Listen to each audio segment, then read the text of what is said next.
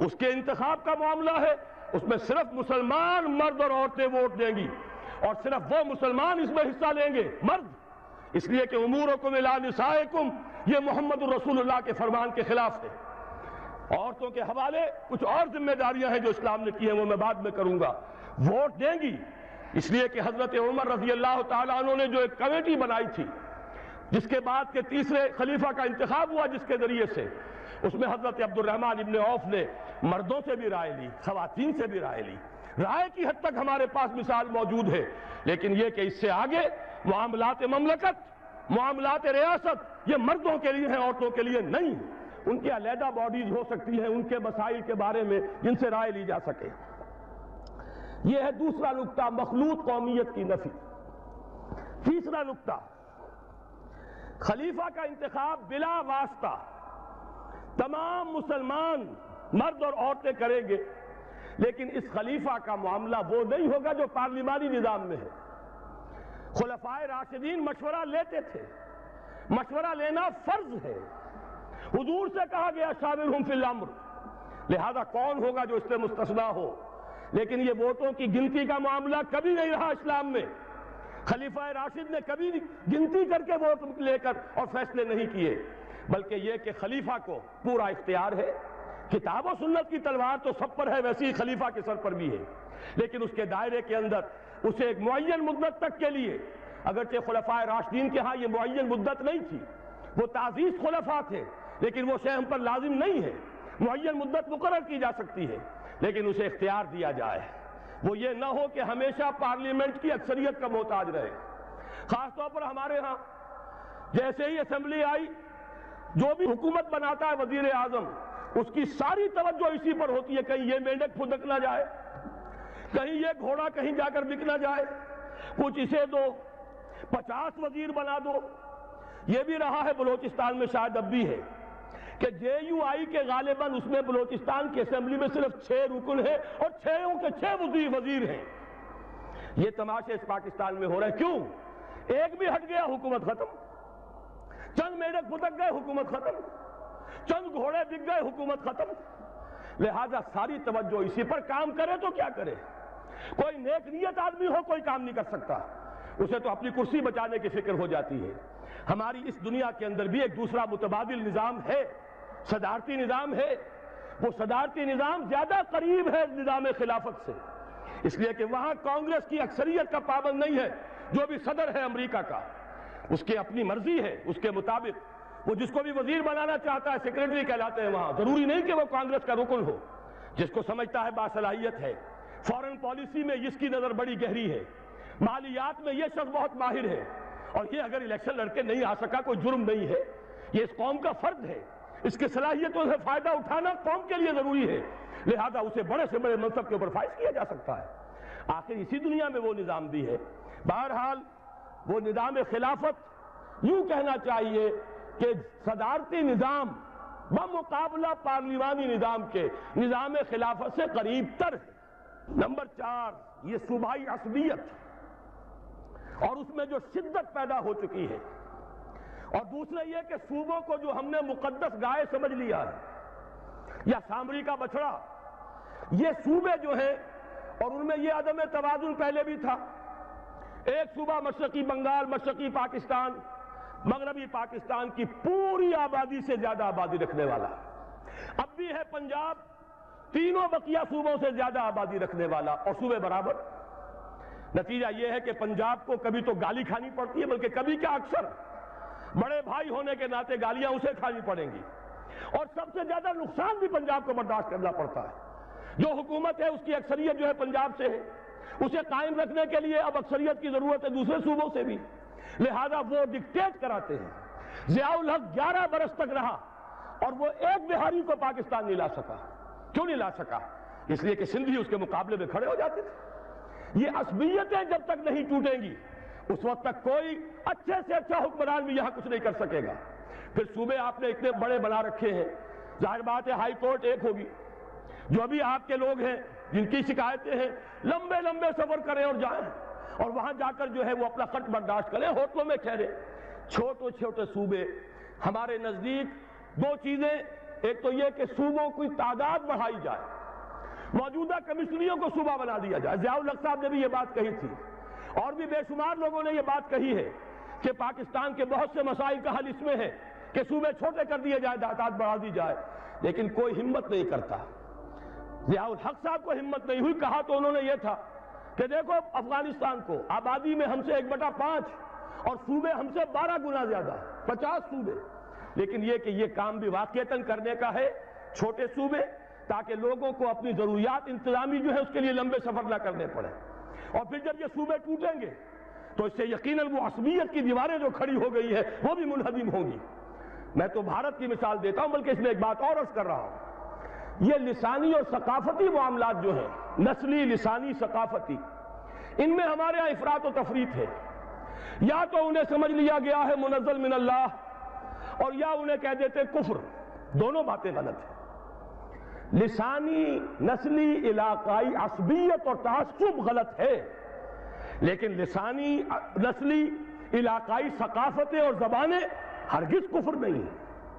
ہر ثقافت اپنا حق رکھتی ہے کہ پروان چڑھے، ہاں اس میں سے جو چیز کتاب و سنت کے منافی ہے وہ نکال دیجئے، باقی وہ ان کا حق ہے۔ ہر زبان برابر کی حقدار ہے کہ پروان چڑھے، مسلمان کے لیے سوائے عربی زبان کے کوئی اور زبان مقدس نہیں، اور وہ بھی اس لیے نہیں کہ وہ عربوں کی زبان ہے، اس لیے کہ اس میں اللہ کی کتاب ہے، اللہ کا کلام ہے، اس میں اللہ کے رسول کے فرامین ہیں، براہ راست مطالعے کے لیے عربی زبان کا سیکھنا لازم ہے، ورنہ یہ ہے کہ اندھے کی لاٹھی جس کے ہاتھ میں چلی گئی وہ لے جائے گا۔ آپ کو جس نے جو بتا دیا قرآن میں یہ لکھا ہے، حدیث میں یہ لکھا ہے، آپ تو اس کے پیچھے چلنے پر مجبور ہوں گے۔ آنکھیں کھولیں، عربی پڑھیں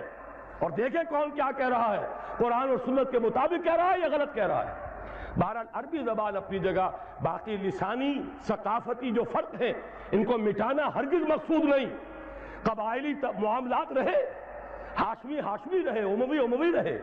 تائی تائی رہے، غفاری غفاری رہے، ثقفی ثقفی رہے، یہ سب کے سب قبیلے موجود رہے۔ اس اعتبار سے ان دونوں چیزوں کا معاملہ جو ہے درست اسی طرح ہو سکتا ہے کہ ایک دفعہ ان صوبوں کے حصے بکھرے کر دیے جائے، اس میں لسانی اور ثقافتی یونٹس کو بھی سامنے رکھا جائے، کوئی حرج نہیں، کوئی خلاف کتاب و سنت نہیں، لیکن یہ ہے کہ اس سے دو طرفہ فائدہ ہوگا، یہ عصبیت ٹوٹ جائے گی اور یہ کہ لوگوں کو انتظامی طور پر سہولت حاصل ہو جائے گی۔ پانچویں چیز ہے سود اور جوئے کے کامل انسداد کے ذریعے معیشت کی تطہیر اور اس کی بجائے شراکت اور مضاربت کا صحیح شرعی نظام قائم کیا جائے۔ یہ وہ چیز ہے جو میں عرض کر چکا ہوں، ان میں سے ایک تو بہت آسان ہے۔ واقعہ یہ ہے کہ اس میں تو کوئی زلزلہ نہیں آتا، کوئی مشکل نہیں آتی۔ جوئے اور سٹے کو آج حرام کیا جا سکتا ہے بغیر اس کے کہ سرے منہ بھی کوئی فرق یہاں واقع ہو، کوئی مشکل پیدا ہو۔ فرق تو ہوگا، نجاست ختم ہو جائے گی، قرآن جسے کہہ رہا رجس من عمل الشیطان، تطہیر ہو جائے گی، لیکن یہ کہ کوئی زلزلہ نہیں آئے گا کہ کوئی ہماری نظام معیشت کا وہ لازمی حصہ ہے۔ سود کے بارے میں مانتا ہوں زلزلہ آئے گا، لیکن یہ زلزلہ خوش آئند زلزلہ ہے، اور جب تک یہ زلزلہ نہیں آئے گا تدریجاً سود ختم نہیں کیا جا سکتا۔ جب ایک طرف آپ حرام کی دکان کھلی رکھیں گے اور حرام سستا مل رہا ہوگا، دوسری طرف حلال ہوگا اور وہ مہنگا ہوگا، عام آدمی لازماً پانی جو ہے نشیب کی طرف جاتا ہے وہ حرام کی طرف راغب ہو جائے گا۔ حرام کا دروازہ بند کیجئے، اب سرمایہ کہاں جائے گا؟ گھر میں نہیں رکھا رہے گا، گھر میں رکھا رہے گا پگھل جائے گا برف کی طرح،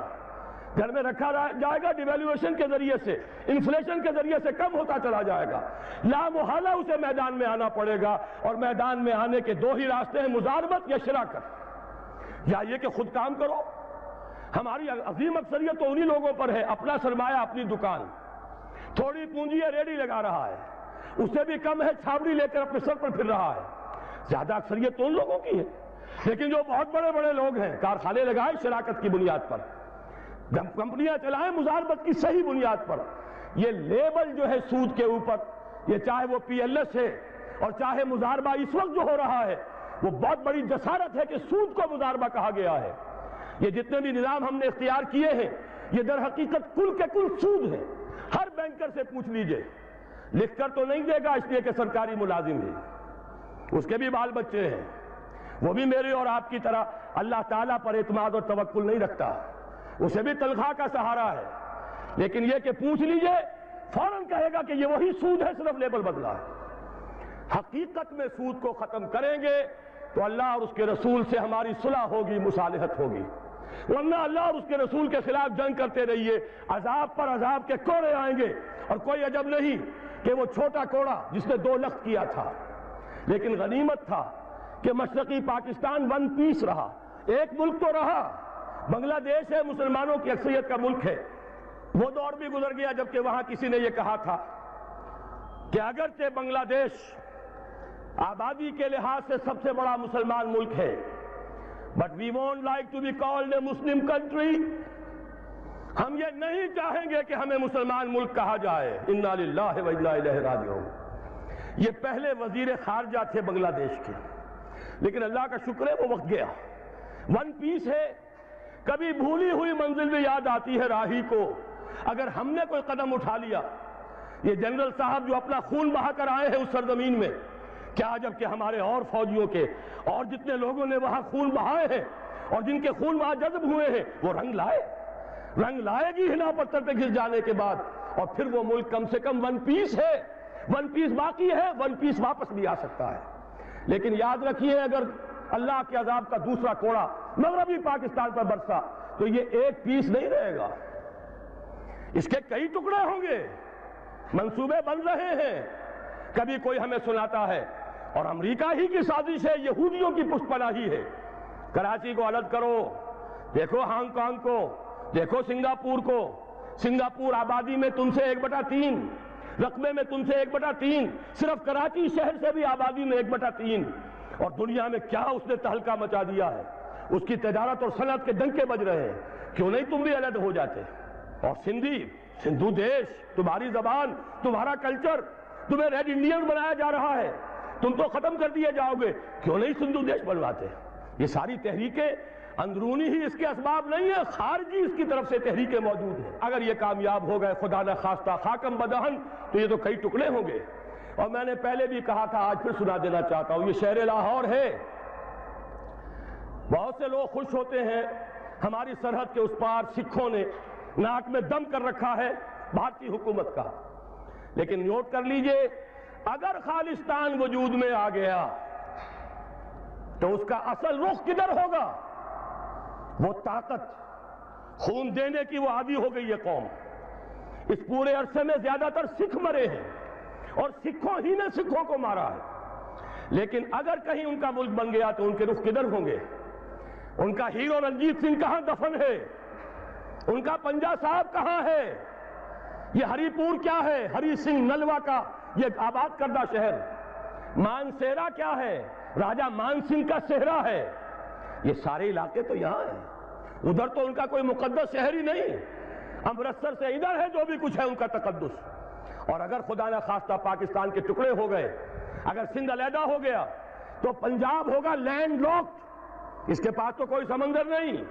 اور اس کے بعد واقعہ یہ ہے کہ سب سے بڑی دشمنی سرحد کے اس پار سے آئے گی، اور کوئی عجب نہیں کہ مہاراجہ رنجیت سنگھ کا دور دوبارہ آ جائے۔ ذرا مسلمان یاد تو کریں،